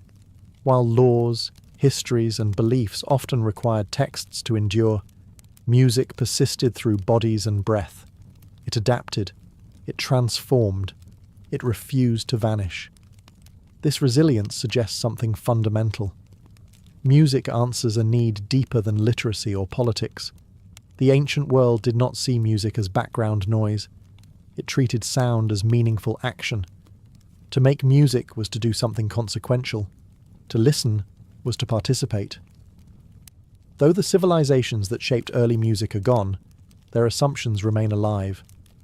Every time music marks a ritual, disciplines emotion, or binds a group together, the ancient world speaks again. Sound, once used to shape gods, kings, and empires, continues to shape us. In the ancient world, curses were not superstition or folklore. They were a form of action. When legal systems failed, when social rank limited retaliation, or when direct confrontation was impossible, people turned to magic as a practical solution. A curse was a weapon for the powerless, a way to act when no other options remained. Unlike public religion, which relied on shared rituals and communal approval, curses were private and secretive. They were meant to operate in silence, away from witnesses and social consequences. A person did not need strength, status, or allies to curse an enemy. They needed belief, precision, and the correct ritual steps. This made cursing especially attractive to those on the margins of society: slaves, women, foreigners, rejected lovers, ruined merchants, and defeated rivals. Curses were rarely abstract. They were specific, personal, and brutally focused. Names were written clearly so there could be no confusion. Spell writers targeted bodies, minds, voices, careers, fertility, memory, or luck. A rival might be cursed to lose court cases, forget arguments, stumble in business, or suffer insomnia and weakness. The goal was not symbolic suffering. It was real, observable harm. One of the most common tools was the curse tablet, often made of lead. Lead was cold, heavy, and associated with death and the underworld. The tablet was inscribed with words of binding and command, folded tightly, sometimes pierced with nails, and then buried. Placement mattered. Graves, wells, crossroads, and temples connected to underworld gods were favoured locations. The earth itself was believed to deliver the message. These curses were not addressed to abstract forces. They were petitions to gods of the dead, restless spirits, or divine enforcers believed to operate below the surface of the world. The curse did not rely on chance. It relied on obligation. By naming the target and invoking divine authority, the cursor believed they were compelling action. Cursing was not always motivated by hatred. Love magic was just as common and often more disturbing. People attempted to bind lovers, break marriages, ignite obsession, or cause rivals to be rejected. Desire was treated as something controllable through force. The emotional tone of these spells is often desperate, revealing fear of abandonment and loss. In the ancient world, curses filled the space between justice and revenge. They were dangerous, hidden, and taken seriously. To curse was to act, even when everything else was denied. In ancient Greece, curses were refined into a highly structured practice known as binding magic. These spells were called deficciones, from a word meaning to fasten down or immobilize. The purpose was clear. A binding spell was meant to restrict a person's ability to act, speak, think, or succeed. Rather than asking for dramatic destruction, most Greek curses aimed for subtle but devastating interference. Binding spells were deeply practical. They targeted real problems faced by ordinary people. Lawsuits were one of the most common triggers. A litigant might curse an opponent's tongue so they would forget their arguments or stumble while speaking in court. Athletes were cursed before competitions so their limbs would weaken or their focus collapse. Merchants cursed rivals to ruin negotiations or cause customers to turn away. These spells reveal how competitive and anxious Greek society could be. The structure of Greek curses was formulaic and deliberate. The victim's name was written repeatedly, sometimes alongside their mother's name to ensure precision. The spell would list specific body parts or abilities to be bound. Hands, feet, voice, mind, memory, and breath were frequent targets. The language was commanding, not pleading. The writer did not ask the gods politely. They instructed them. Greek binding spells often invoked underworld powers, such as Hermes in his chthonic aspect, Persephone, Hecate, or unnamed spirits of the dead. These entities were believed to move freely between worlds and enforce restrictions on the living. The curse tablet served as a contract, delivered physically into their domain through burial. Placement was crucial. Many deficciones were deposited in graves, especially those of people who had died violently or prematurely. Such spirits were thought to be restless and eager to act. Wells and springs were also favoured, as they were seen as gateways to the underworld. Once placed, the curse was considered active and irreversible unless counter-magic was performed. Love magic formed a darker subset of binding spells. These curses aimed to bind not actions but desire. A target might be cursed to feel unbearable longing, sleeplessness, or obsession until they submitted. The language in these spells is often intense and violent, revealing an understanding of love as domination rather than mutual feeling. Greek binding magic shows a world where supernatural force was treated as a legal and emotional extension of everyday life. When persuasion failed, magic restrained. When justice stalled, curses acted. In this way, binding spells became an invisible but persistent presence beneath Greek society. In ancient Rome, cursing became widespread, standardized, and astonishingly personal. The Romans inherited binding magic from the Greek world, but they expanded it into nearly every corner of daily life. Curse tablets appear across the empire, scratched into lead by people from all social classes, from slaves and freedmen to soldiers and merchants. Magic was not marginal. It was embedded in Roman reality. Roman curse tablets often read like legal documents. The language is formal, repetitive, and obsessively detailed. Spell writers named their enemies precisely, listed grievances, and demanded specific punishments. A thief might be cursed to lose sleep, strength, and health until stolen property was returned. A rival might be cursed to lose favour with patrons or suffer financial collapse. The curse acted as a supernatural lawsuit, filed when the human courts were too slow, corrupt, or inaccessible. Many Roman curses targeted thieves, especially those who stole from bathhouses, markets, or temples. Victims of theft frequently dedicated curses to local gods, asking them to identify and punish the guilty party. These curses often promised offerings in exchange for divine enforcement, turning the spell into a transaction. The god was expected to act because they had been formally invoked and compensated. Like Greek deficciones, Roman curse tablets were buried in places associated with supernatural access. Graves remained popular, especially mass graves or burial sites of the young and violently dead. Wells, rivers, and sacred springs were also common. In Britain, dozens of curse tablets were thrown into watery shrines, asking local deities to exact justice. Once deposited, the curse was believed to be active indefinitely. Roman love magic was equally aggressive. These spells aimed to inflame desire, cause obsession, or destroy rival relationships. Targets were cursed to experience restlessness, madness, and physical discomfort until they submitted to the curse's will.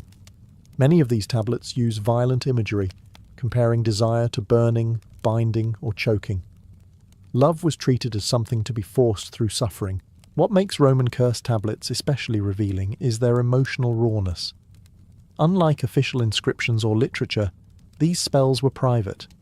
They preserve anger, jealousy, humiliation, and desperation without restraint. The writers believed the gods were listening, and they spoke honestly. In Roman society, magic did not replace law or religion. It operated alongside them. When formal systems failed to protect personal interests, curses filled the gap. They offered action without confrontation and justice without witnesses. For many Romans, this made magic not irrational but necessary.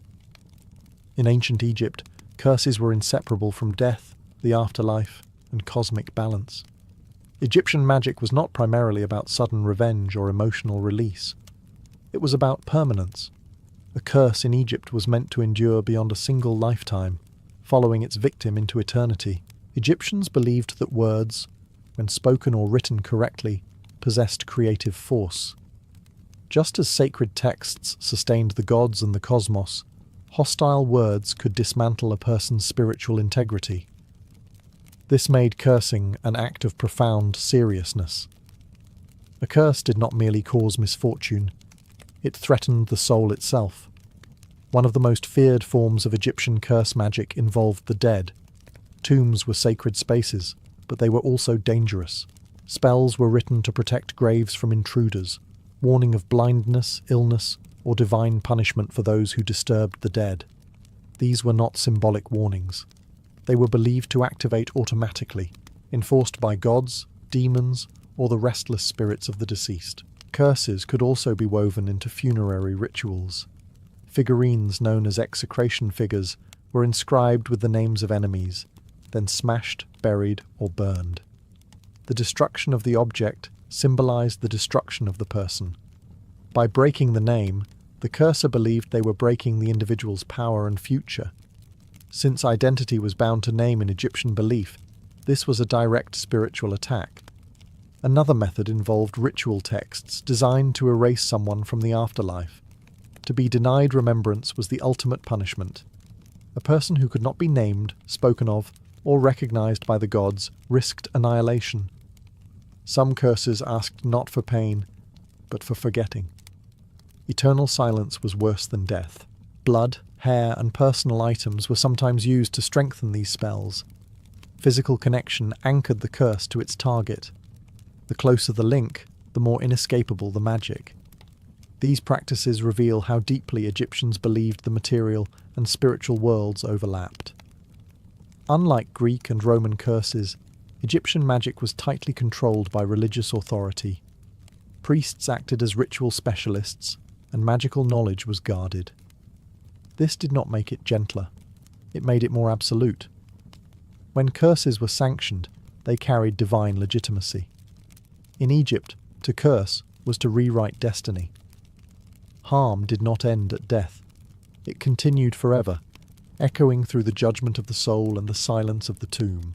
In Mesopotamia, curses were understood as part of a crowded supernatural ecosystem filled with gods, demons, ghosts, and hostile forces that constantly interfered in human life.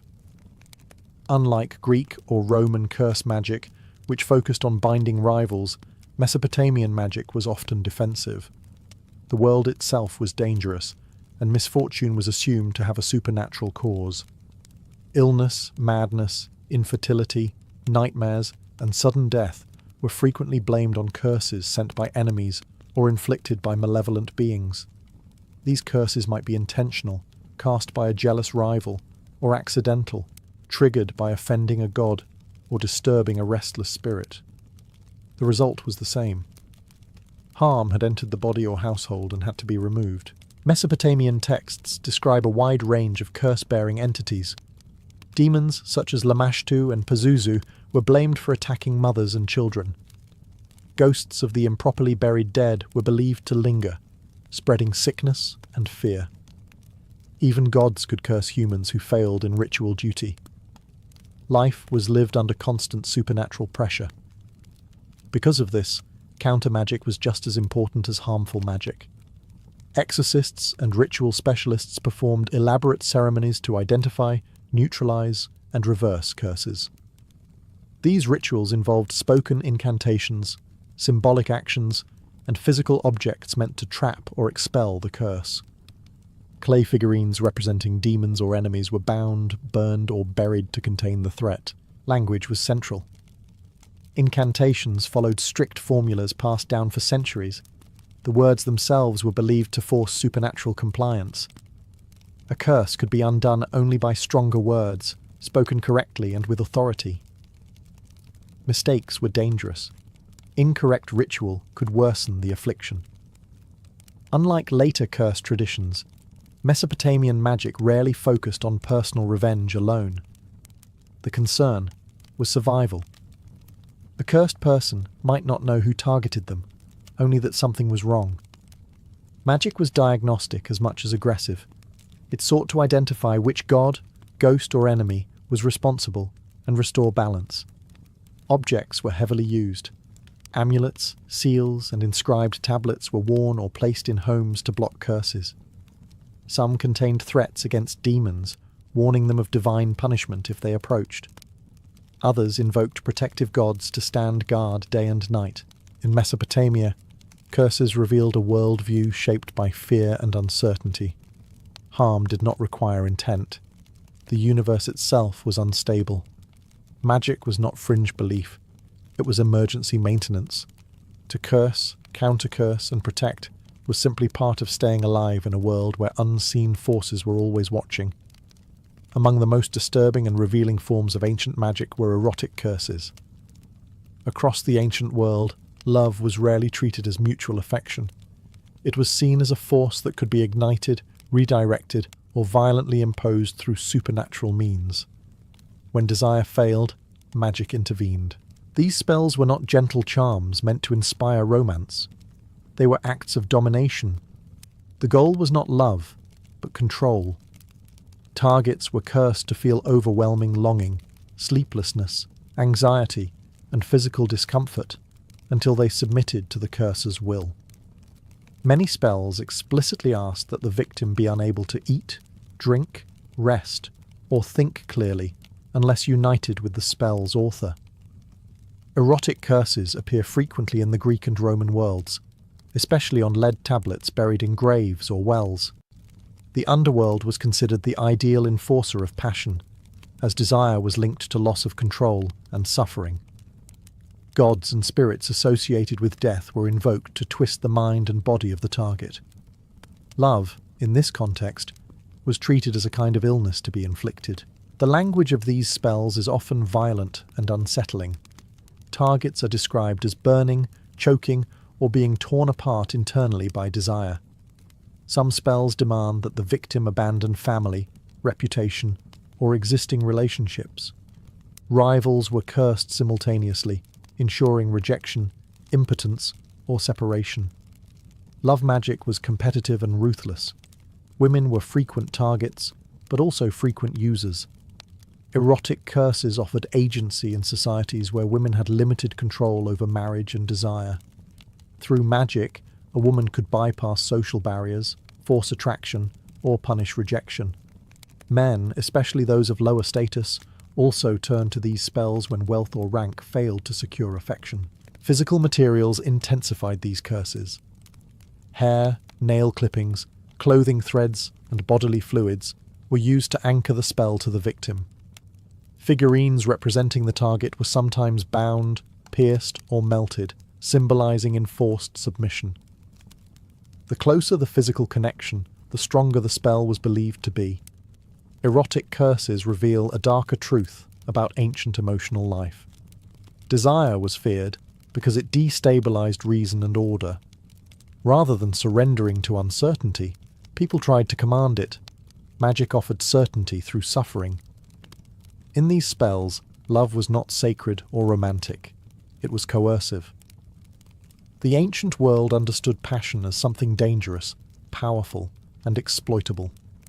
Erotic curses did not celebrate love. They weaponized it, turning longing into a tool of control and revenge. As curses became more widespread, ancient societies grew uneasy about their power. Magic was useful, but it was also dangerous. By the late classical period, many states began to treat curse-making as a threat to public order. The same spells that promised private justice could destabilize communities if left unchecked. In ancient Rome, laws against harmful magic existed alongside the continued practice of cursing. This contradiction reveals the tension at the heart of ancient belief. People feared magic even as they relied on it. Officially, curse magic was condemned when it targeted the state, the emperor, or public stability. Unofficially, it remained tolerated when it stayed personal, hidden, and deniable. Accusations of sorcery were serious. To be labelled a magician was to be associated with secrecy, foreign influence, and subversion. Trials for magic often emerged during political crises, when fear of conspiracy ran high. Curses were invisible by nature, which made them perfect scapegoats. A sudden illness, a failed campaign, or an unexpected death could be blamed on hidden spells rather than human failure. Public anxiety intensified because curses bypassed social norms. They allowed slaves to harm masters, women to control men, and rivals to act without confrontation. This inversion of hierarchy made elites especially nervous. Magic did not respect rank. Anyone with the right knowledge could wield it. Despite legal restrictions, evidence shows that cursing continued openly in certain spaces. In provincial shrines, especially in Roman Britain, hundreds of curse tablets were deposited publicly, asking local gods to punish thieves or liars. These were not hidden acts of rebellion. They were socially accepted appeals for justice when authorities failed. The gods were treated as judges and curses as legal petitions. This dual attitude produced hypocrisy. The same officials who condemned magic might secretly consult astrologers or commission curses. Emperors themselves were rumoured to fear spells and counterspells. Protective amulets, purification rituals, and counter-curses circulated at every level of society. Fear of curses also shaped religion. Protective prayers, exorcisms, and blessings grew more elaborate as defensive responses to unseen threats. Communities sought safety through ritual purity and divine favour, hoping to block malicious magic before it struck. By treating curses as both forbidden and necessary, ancient societies revealed their deepest anxiety. They believed words could kill, names could bind, and intent could cross distance invisibly. Magic was feared not because it was unreal, but because too many people believed it worked. For centuries, ancient curses were dismissed as literary exaggeration or superstition. That changed when archaeology began uncovering the physical evidence. Buried beneath temples, tossed into wells, hidden in graves, and sealed in sanctuaries, curse tablets emerged by the thousands. These were not symbolic relics. They were real objects, created by real people who expected real results. Most curse tablets were made of lead, a material chosen deliberately. Lead was associated with heaviness, coldness, and death. It bent easily, allowing tablets to be folded, twisted, or pierced with nails. These physical acts mattered. Folding bound the victim. Piercing immobilized them. The tablet itself became a proxy body, absorbing the violence meant for its target. Archaeologists have recovered curse tablets from across the Mediterranean world, including Greece, Italy, North Africa, and Roman Britain. Many were discovered in wells and springs, places believed to connect the surface world with the underworld. Water carried messages downward. Once submerged, a curse was considered delivered. Graves were another favoured location, especially those of the young, the violently dead, or the socially marginal. Such spirits were believed to be restless and easier to enlist. By placing a cursed tablet alongside a corpse, the cursor was effectively hiring the dead as an enforcer. Some tablets even instruct the spirit directly, naming it as an active participant. What makes these discoveries so unsettling is their intimacy. The language is personal, emotional, and often desperate. Unlike official inscriptions, curse tablets preserve raw human anxiety. They name lovers, rivals, neighbours, and thieves. They reveal failed relationships, stolen property, courtroom fears, and wounded pride. Ancient magic was not abstract belief. It was lived experience. Some tablets include drawings of bound figures, twisted limbs, or symbols meant to confuse the victim's mind. Others contain nonsense words, believed to be the secret names of spirits or the language of the gods. Precision mattered. A poorly written curse might fail or rebound onto its author. In many cases, archaeologists have found tablets still folded, pierced, and sealed exactly as they were left centuries ago. No one retrieved them. No one checked results. The act of burial completed the spell. These discoveries leave little room for doubt. Ancient people invested time, resources, and risk into curse magic. They believed words could cross worlds, that harm could be delivered without touch, and that justice could be enforced invisibly. Buried in silence, these tablets waited, not for forgiveness, but for results. Ancient curses were not fringe behaviour practiced by the desperate few.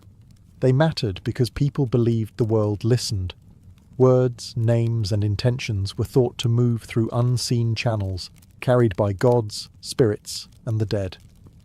In a universe where fate felt unstable and justice unreliable, curses offered a way to intervene. What made curse magic powerful was not spectacle, but belief in process. A curse required correct materials, precise language, and proper placement. Each step transformed emotion into action. Anger became inscription, fear became ritual, desire became command. The act of cursing restored a sense of agency to people who otherwise had none. Curses also reveal how ancient societies understood responsibility. Misfortune rarely occurred without cause. Illness, failure, and loss were often interpreted as the result of hidden hostility. Someone, somewhere, had acted. This worldview created constant vigilance. Protection mattered as much as attack. Amulets, prayers, counterspells, and purification rituals flourished because harm was assumed to be intentional. Importantly, curses were rarely random. They followed social fault lines. Lawsuits, love triangles, theft, competition, and envy generated magic because they generated helplessness. When power imbalances prevented open retaliation, curses leveled the field. A slave could strike a master. A rejected lover could dominate a rival. Magic inverted hierarchy. The moral ambiguity of curses was widely accepted. They were feared, but not universally condemned. The same societies that punished public magic tolerated private cursing. The difference was visibility. What threatened order was not magic itself, but magic that challenged authority openly. Hidden curses remained manageable. Over time, the rise of new religions and legal systems reframed curse magic as sinful, dangerous, or delusional. Yet the impulse never disappeared.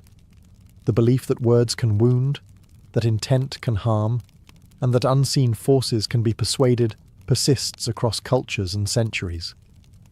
Modern superstitions, whispered wishes of harm, and symbolic acts of release echo ancient practices.